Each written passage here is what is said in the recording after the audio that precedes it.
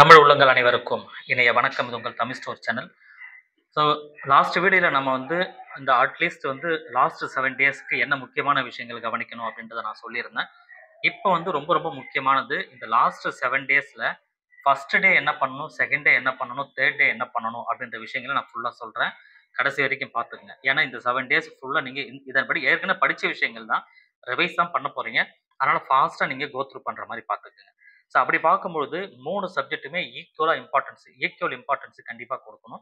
Biology, physics and chemistry எல்லாத்துக்குமே equal importance கண்டிப்பாக கொடுக்கணும். ஈக்குவல் டைமும் கொடுக்கணும். நீங்கள் பயாலஜி ஈஸியாக இருக்குது, அது கம்மியான டைம் கொடுத்துட்டு கெமிஸ்ட்ரி ஃபிசிக்ஸ் அதிகமாக இருக்குது, கஷ்டமாக இருக்கும், அதனால் நான் அதிக டைம் எடுத்து படிக்கிறேன்றதால இல்லாமல் ஈக்குவல் இம்பார்ட்டன்ஸ், ஈக்குவல் டைமிங் எல்லா சப்ஜெக்ட்டும் நீங்கள் கொடுக்கணும். அது மாதிரி பார்த்துங்க. நீங்கள் ப்ராப்ளம் சால்விங்லாம் என்னென்ன இருக்குது இதெல்லாம் கரெக்டாக நீங்கள் பார்த்துக்கணும்.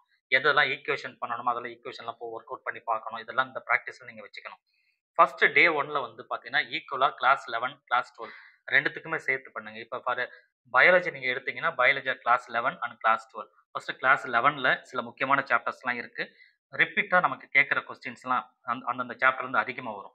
ஸோ அதில் பார்த்தீங்கன்னா உங்களுக்கு animal kingdom, plant kingdom, structural organisation, ரெண்டாவது செல் டைஜஷன், இந்த மாதிரி சாப்டர்ஸை கொஞ்சம் அதிகமாக நீங்கள் பார்த்துக்கணும். இது கூடவே மிக முக்கியமாக இந்த இப்போ சொன்ன சாப்டர்ஸ் என்சிஆர்டிலேருந்து லைன் பை லைன் கண்டிப்பாக படிக்கணும். ஏன்னா மோஸ்ட் ஆஃப் த கொஸ்டின் என்சிஆர்டிலேருந்து அடிக்கடி கேட்குறாங்க. நிறைய அதுலேருந்து தான் வரும் மோஸ்ட் ஆஃப் த கொஸ்டின்ஸு. அதனால் டேரெக்டாக என்சிஆர்டிலேருந்து வரும். அதனால் கண்டிப்பாக அதை லைன் பை லைன் நீங்கள் படிக்கிற மாதிரி பார்த்துக்கணும். ஸோ அடுத்தது இது டே 1. டே 2 2வது நாட்கள் பார்த்தீங்கன்னா அதே பயாலஜி கிளாஸ் 12உடைய சப்ஜெக்டை நீங்கள் எடுக்கணும்.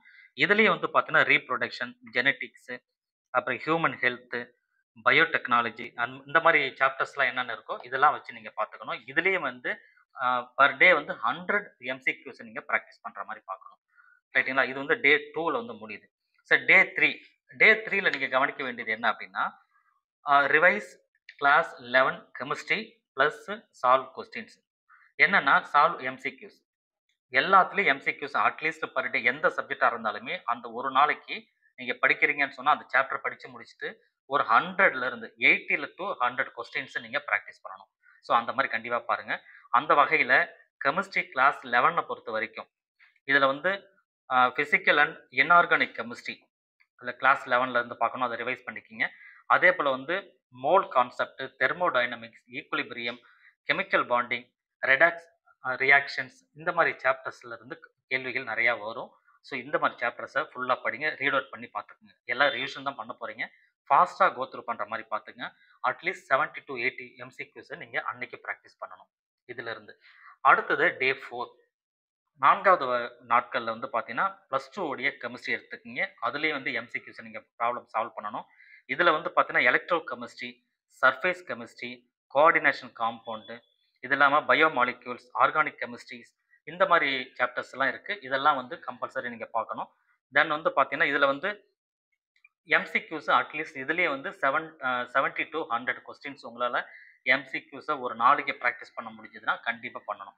ஒரு நாளுமே எந்த சப்ஜெக்டை படிக்கிறீங்களோ அதுக்குரிய எம்சிக்யூஸை கண்டிப்பாக நீங்கள் ப்ராக்டிஸ் பண்ணணும். டே 5 ஸோ இதில் ஃபிசிக்ஸ் கிளாஸ் 11ஓட ஃபிசிக்ஸ் பார்க்குறீங்க. இதுலேயே laws of motion, work energy, gravitation, இது தெர்மோடைனமிக்ஸு, ஆசிலேஷன்ஸ், இந்த மாதிரி சாப்டர்ஸ்லேருந்து கொஸ்டின்ஸ் அதிகமாக பார்த்துக்குங்க.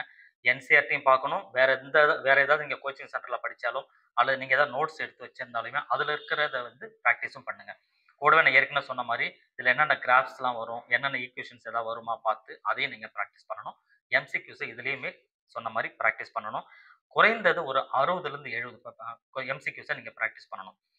அடுத்தது டே 6 இதில் அதே ஃபிசிக்ஸ் கிளாஸ் 12 இதுலேயும் எம்சிக்யூஸை ப்ராக்டிஸ் பண்ணணும்னு சொல்லியிருக்கேன். இல்லை சாப்டர்ஸ் அப்படின்னு நான் பார்க்கும்போது current electricity, magnetism, optics, modern physics, இந்த மாதிரி சாப்டர்ஸ்லேருந்து நீங்கள் அதிகமாக எடுத்து வச்சு பார்க்கணும். இதுலேயே ஃபார்முலாஸு, கிராஃப்ஸு, சால்வ்டு எக்ஸாம்பிள்ஸ் எதாவது இருந்ததுன்னா அதையும் நீங்கள் ஃபுல்லாக ப்ராக்டிஸ் பண்ணுறது ரொம்பவே நல்லது. 60 to 70 எம்சிக்யூஸை பர் டே கம்பல்சரி நீங்கள் ப்ராக்டிஸ் பண்ணணும். டே 7 இதில் பார்த்தீங்கன்னா ஃபுல் மார்க் டெஸ்ட் நீங்கள் பண்ணணும். டே 7 ஃபுல்லாக டெஸ்ட் மட்டும் தான் பண்ண போகிறீங்க.